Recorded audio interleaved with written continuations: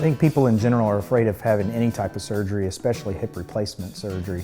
And the reason for it is a lot of different things. You know, it's the fear of just the unknown, the fear of pain, the fear of how hard the recovery will be. So any surgery in general people are afraid of, but especially joint replacement surgery. With regard to hip replacement, most patients don't realize there are several ways that you can replace a hip. And by that we mean approaches that you would go. So you can go from the back, the side, the front, and all of those affect different muscle groups depending on the approach that you go through. Anterior hip replacement is basically a way of coming from the front part of the hip, and the benefit of that is that you don't have to cut muscle away from the bone. You go in between the normal plane of the muscles that are there, you never have to cut them away, and the big difference there is that it helps speed the recovery much faster than it would if you have to cut the muscle away.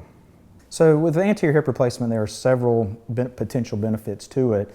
One, because we use an X-ray machine in surgery, which is the only approach that you can do that, you tend to get more accurate component placement, so your replacement is more accurately placed. You can judge patients' leg length, so in the past patients would come out with a shorter or longer leg on that side. That can be pretty much eliminated by using the X-ray to determine that. Again, by not cutting the muscles, you get a much faster recovery. Patients can have freer mobility early on because there's no restrictions to allow the muscle to heal back, so they can get back to an active lifestyle much quicker. The incision size is fairly small, but I tell people it doesn't really matter what the incision size is. I could make it a foot long, but you'd still do good because we're not injuring the muscle underneath. Although we do keep our incisions fairly small for the procedure. Much shorter hospital stay, potentially decreased pain, decreased blood loss.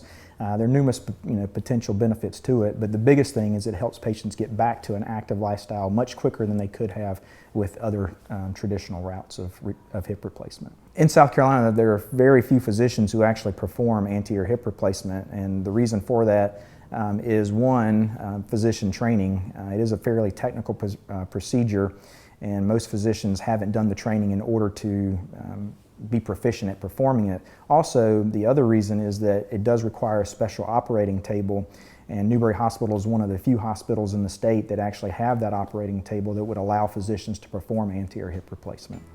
Finding the best solution for hip pain starts with a conversation. Palmetto Bone and Joint can help.